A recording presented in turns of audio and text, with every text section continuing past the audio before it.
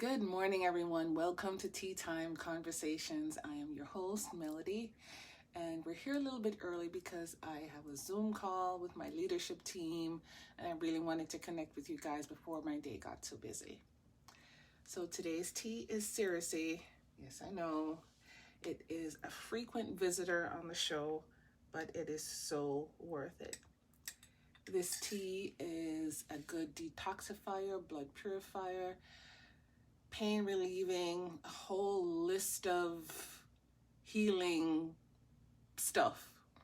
I posted all those in the description of the live for you to read at your leisure. And yes, this tea is bitter. But if you remember previous shows, I found a hack for that.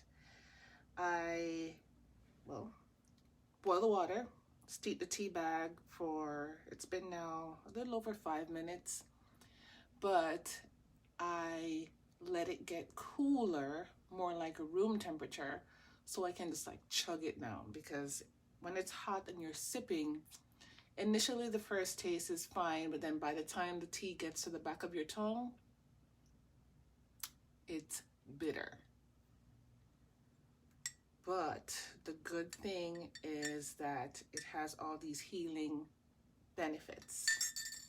And this week, we're actually going through the old school herbal teas that are known for generations in many cultures as very strong teas with strong healing powers.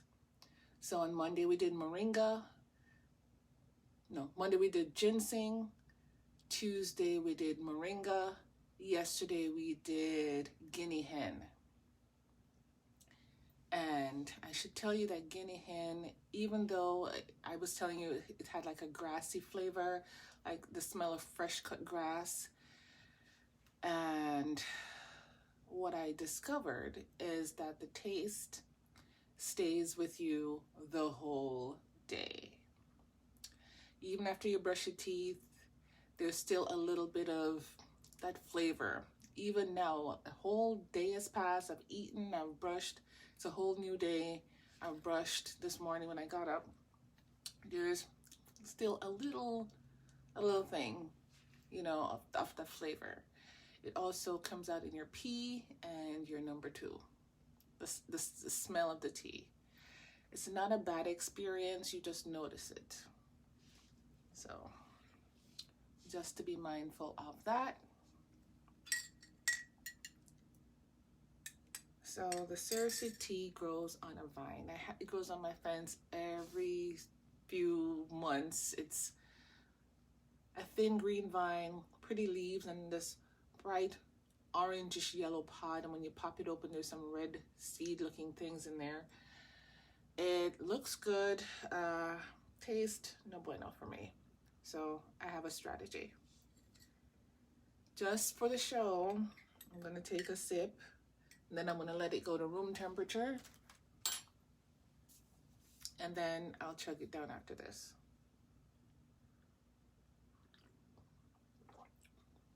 Yeah. Bitter, but worth it. To kind of counteract the bitterness, I added extra agave syrup. And that's the sweetener that I use for the kids when they have like waffles or pancake. Agave is the go-to. And that's what I have in the tea. We're going to continue reading I Declare by Joel Osteen, 31 Promises to Speak Over Your Life.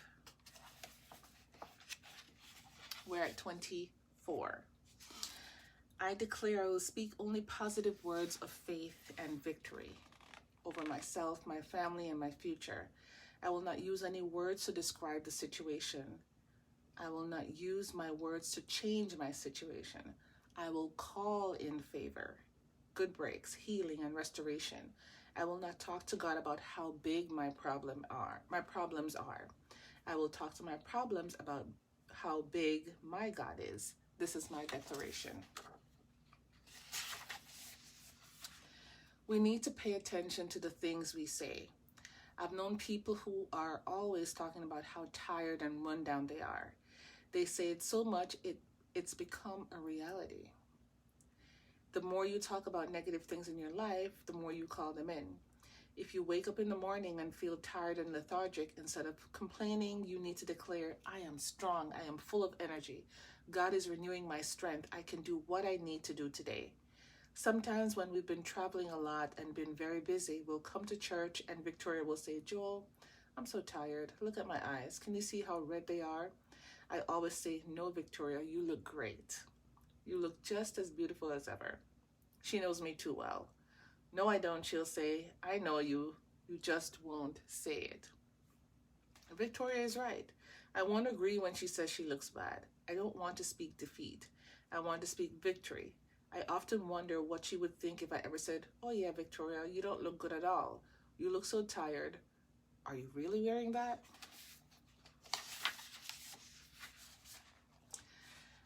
I'd have to find a ride home. So I stick to talking with hope. The more we talk about being tired, the more tired we become. The more we talk about being depressed, the more depressed we will be.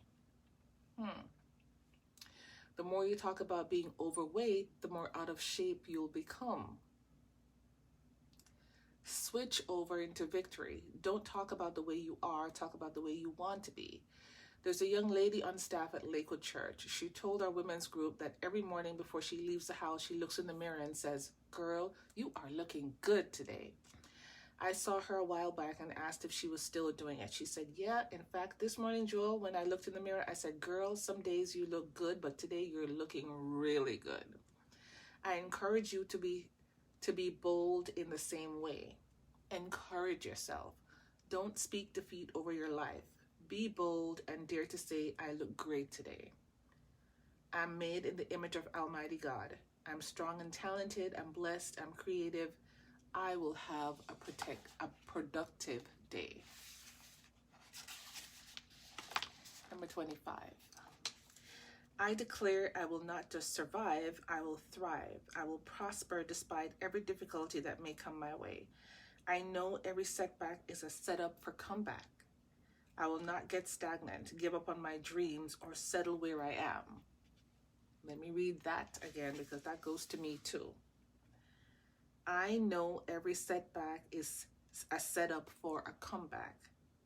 I will not get stagnant, give up on my dreams, or settle where I am. I know one touch of God's favor can change everything. I'm ready for a year of blessings and a year of thriving. This is my declaration. Some people lock into a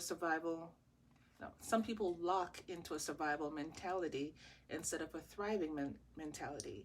They watch so many troubling news reports, they decide it's so bad. How will I ever make it? Just like you can be talked into surviving, I want to talk you into thriving. I realize we need to use wisdom with what God has given us, but I don't believe we're supposed to pull back to where we're not pursuing our dreams anymore so that we don't expect increase or favor. I don't think we should be just holding on or trying to maintain. That is a survival mentality. You ever talk to people and they're like, yeah, just hanging in there, yeah. That's not a mentality where you believe God is powerful. Remember this, as God took the 5 loaves and the 2 fish and multiplied it to feed thousands of people, he can multiply what you have. He can multiply your time and help you get more done. He can multiply your wisdom and help you make better decisions.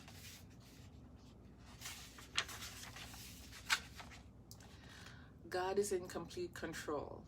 When times get tough, don't hunker down and think, oh, it's so bad. If I can just hold on and make it through another year. No, dig your heels in and say, I'm not just surviving. I will thrive. I'll prosper despite this difficulty. A young lady told me that she had struggled in her marriage for a long time. She had done her best to keep it together, but it just didn't work out, she said. Joel, well, at least I survived. She was happy to just make it through, but I could tell the wind had been taken out of her sails. She was a beautiful girl, but she had lost her fire. She had lost the sparkle in her eyes. I told her what I'm telling you. You made it through, but you can't keep that survival mentality. God has new seasons in front of you. He has new doors he can open. He wants the next part of your life to be better than the first part. A survival mentality will keep you from God's best. Shake it off and say, God, you promised what was meant for my harm, you would use for my advantage. I may have been through the fire, through the famine, through the flood, but I know it's my time for favor. It's my time to see more of your goodness in my life. Keep your faith out there. I want you to start expecting God to increase you in a greater way. Start expecting this to be your best year so far.